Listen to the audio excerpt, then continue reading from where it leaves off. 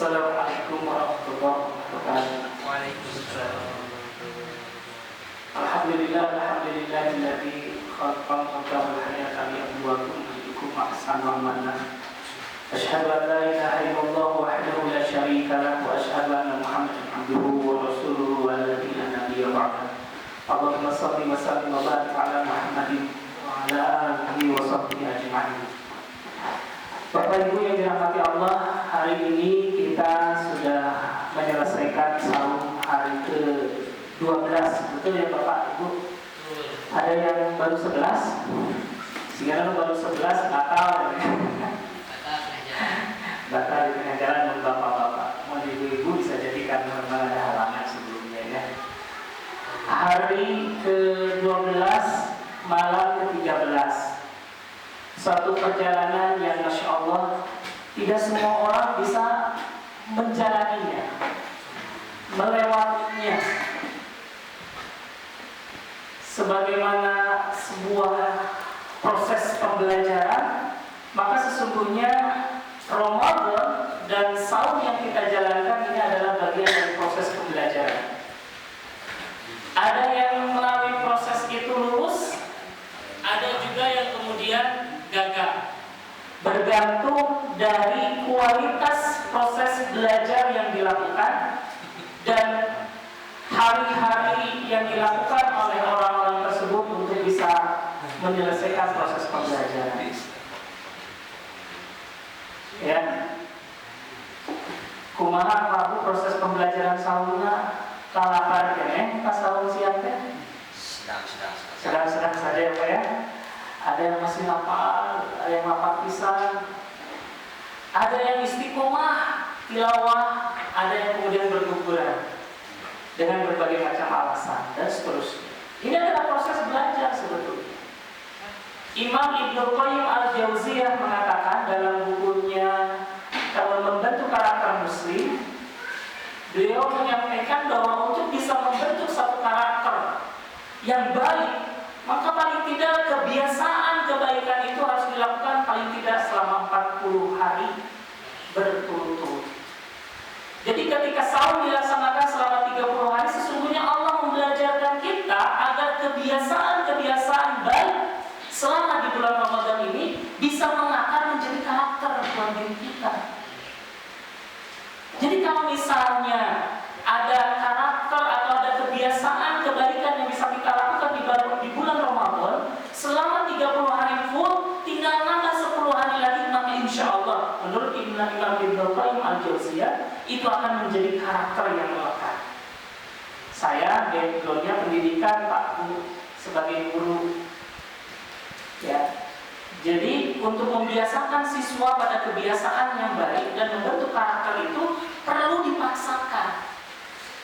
Bapak Ibu yang terpanggil hatinya karena keimanan melalui bulan Ramadan ini sudah barang tentu akan merasa tergugah dengan keimanannya untuk melaksanakan saum di siang hari.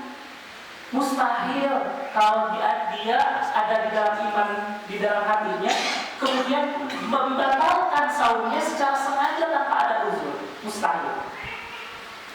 Betapapun ini makanan kita di rumah kita, di meja, di tengah meja, itu makanan kita halal buat kita makan, tapi pada siang hari menjadi haram kita untuk makannya dan kita begitu tahan untuk menjaganya. Itu kebiasaan yang luar biasa bagi bapak-bapak yang sering nyesepnya, memang sering nyesep. Kadang-kadang kan ya habis sahur teh, wis malam mau duduk gitu ya. Setelah selesai makan itu kan enaknya adalah merokok ya Pak. Ya jujur ya ya. Tapi Masya Allah ketika siang hari yang gitunya asal sebenarnya paham aduh gitu ingin merokok, tapi ketika di bulan Ramadan itu bisa ditahan. Masya Allah itu kuatnya. Meskipun rokok tidak mengenyangkan, tapi kenikmatannya selalu ditenang gitu ya biasanya. Itu bagi yang merokok ya. Tapi Masya Allah di bulan Ramadan kita tahan dan mampu untuk menjadi jaga diri. Ini adalah bulan tarbiyah buat diri kita, mendidik diri kita untuk membentuk kebiasaan-kebiasaan baik di kebiasaan baik itu sehingga kita menjadi karakter yang melekat.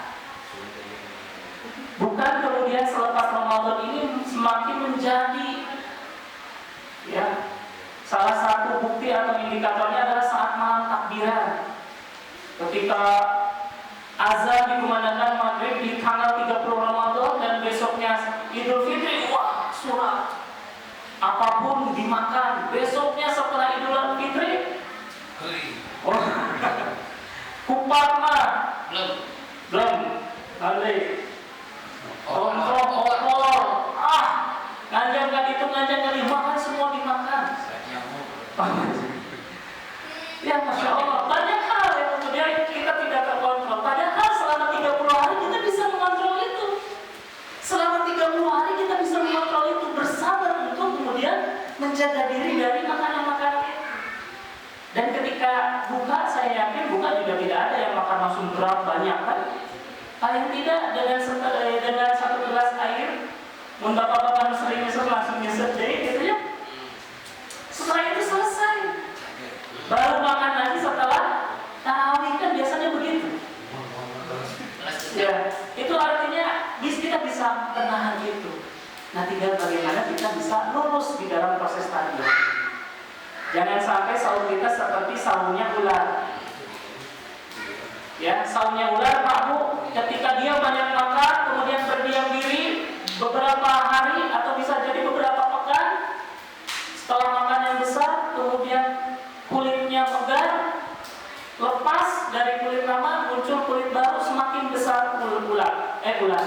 Apa yang terjadi? Semakin besar ularnya, semakin besar juga makanannya, semakin rakus. Nah, itu sahurnya ular.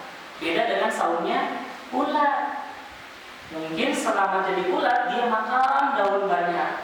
Setelah itu sahur, berada di dalam kepompong. Setelah proses metamorfosis ini keluarlah menjadi kupu-kupu yang tadinya mungkin sebagian orang jijik melihat ular, tapi saat dia keluar dari proses sahurnya menjadi binatang yang lebih indah dan banyak orang menyukainya. Dan apa yang terjadi? Tidak menjadi rakus, tetapi justru kehadiran kupu-kupu bisa membantu penyerbukan dari bunga-bunga yang ada. Jadi lebih bermanfaat. Nah, sahur kita melalui proses tarbiyah Ramadan ini harus menjadi sahurnya ular. Semakin bermanfaat, semakin memberikan karakter yang terbaik. Mudah-mudahan melalui proses tarbiyah yang 30 hari ini, insya Allah mungkin ada juga yang 29. Kita lihat aja tunggu di akhir-akhir Ramadan ini berapa hari ini, 29 atau 30. Mudah-mudahan kita menjadi proses pembelajaran sahurnya ular membentuk karakter menjadi karakter yang terbaik, insya Allah. Bapak Ibu, mungkin itu saja yang bisa saya sampaikan. Mudah-mudahan bermanfaat. Aku lupa lihat wa astagfirullah wa lakum. Assalamualaikum warahmatullahi wabarakatuh. Waalaikumsalam.